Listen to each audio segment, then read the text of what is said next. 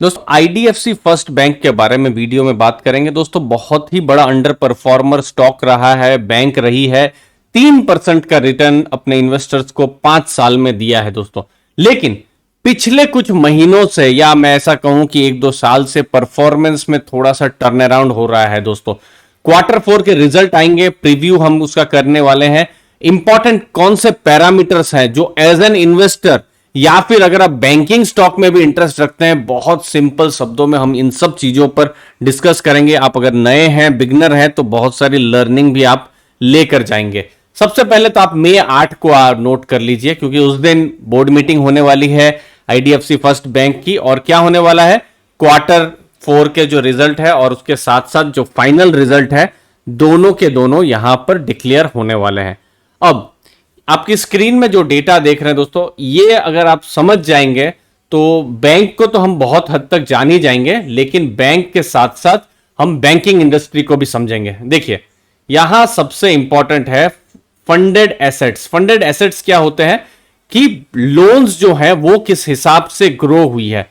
तो आप यहां पर, मैं यहां पर क्वार्टर ऑन क्वार्टर ग्रोथ दिखाता हूं 6.64%, और पूरे साल में आप देख सकते हैं 10.09% यहां पर लोन ग्रोथ हुआ है दोस्तों। तो बैंक ने लोन तो दे दिया और हमने देख लिया कि ग्रोथ क्वार्टरली और ईयरली अच्छी हो रही है। ठीक है, दूसरी चीज, अब लोन देने के लिए बैंक को क्या चाहिए, पैसा चाहिए। कहां से मिलता है, डिपॉजिट से मिलता है। तो डिपॉजिट का भी ग्रोथ देख लेते हैं। डिपॉजिट का ग्रोथ आप देख लेते हैं, क्वार्टर ऑन क्वार्टर लगभग 7% है, 6.91%, और पूरे साल में डिपॉजिट 43% बढ़े हैं दोस्तों। तो ये एक अच्छी चीज है कि डिपॉजिट आ रहे हैं बैंक के पास। बैंक के पास डिपॉजिट क्या होते हैं, रॉ मटेरियल होते हैं दोस्तों। आप बिस्किट बनाते हैं तो रॉ मटेरियल होता है, फ्लावर रॉ मटेरियल होता है दोस्तों। तो ये सही, बैंक के लिए ये सब रॉ मटेरियल होते हैं दोस्तों। अब जो डिपॉजिट भी जो है, वहां पर भी बैंक 6% 7% एफडी करती है, तो वो तो महंगे डिपॉजिट होते हैं। तो सबसे सस्ता डिपॉजिट क्या होता है दोस्तों, वो होता है कासा। कासा मतलब current account, saving account. Current account में जैसे आपको पता ही है दोस्तों, कुछ भी पैसा नहीं देना पड़ता है, फ्री में एक तरीके से आप बैंक में पैसा रखते हैं, मतलब आपको बैंक कुछ देता नहीं है। सेविंग अकाउंट में थोड़ा बहुत मिलता है, 3-4% आजकल है। तो उस हिसाब से आप देख लिए। यहां पर मुझे बहुत बड़ा सरप्राइजिंग लगा, शॉकिंग लगा, ये 51.95% है। अब देखिए मार्च 31, 2021 में 51.95% है करंट अकाउंट सेविंग अकाउंट, जो कि बहुत बड़ा, जी हां बहुत बड़ा, 2008 बेसिस पॉइंट ये बढ़ा है। क्वार्टरली भी आप देखेंगे तो ये बहुत बड़ा है। और ये मैं 51.95, इसको मैं बहुत ही सिग्निफिकेंट में क्यों मानता हूं दोस्तों, क्योंकि थोड़ा सा मैं बड़ा कर देता हूं, यहां पर फोकस करना है आपको दोस्तों। ये इसीलिए जरूरी है क्योंकि एचडीएफसी बैंक का भी 46 है, आईसीआईसीआई बैंक का भी उतना नहीं है। मेरी नजर में जितने भी बैंक्स पड़ते हैं, शायद सिर्फ कोटक महिंद्रा बैंक इससे ज्यादा है, 60% के आसपास है। तो 51.95 बहुत ही अच्छा कहा जाएगा। अगली चीज यहां पर देखना है डिपॉजिटर्स का जो कॉन्सेंट्रेशन है। तो वो आप देखिए, जो बड़े डिपॉजिटर थे, मतलब जो टॉप के 20, तो 20% था, जो कि 7.76% हो गया है।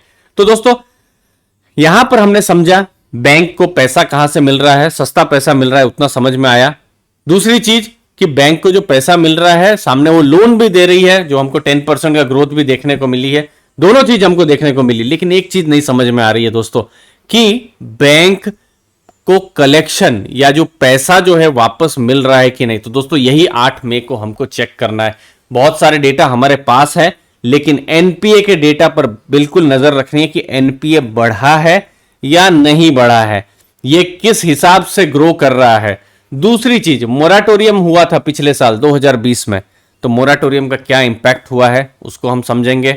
उसके साथ साथ आपको एज एन इन्वेस्टर देखना है बैंक कितना मार्जिन कमा रही है, नेट इंटरेस्ट मार्जिन। मतलब समझ लीजिए बैंक 6% में, एवरेज समझ लीजिए, मैं एवरेज एग्जांपल दे रहा हूं, 6% में बैंक को डिपॉजिट मिलता है, सेविंग अकाउंट एफडी सब मिला के, और 10% में बैंक लोन देती है। तो क्या हुआ, 10 - 6 4% हुआ ना, तो वो उसका मार्जिन हुआ। तो ये बढ़ा है, कम हुआ है, हमको देखना पड़ेगा।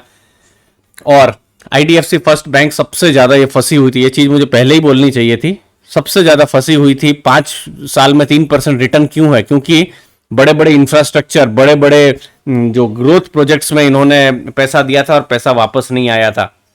तो इंफ्रास्ट्रक्चर की लोन्स में फंसी हुई थी, इसीलिए पिछले कुछ सालों में इन्होंने अपनी स्ट्रेटेजी बदली है, रिटेल इन्वेस्टर पर फोकस किया है। रिटेल इन्वेस्टर मतलब आप है, हम है, इन्वेस्टर नहीं कस्टमर्स, आप है, हम है।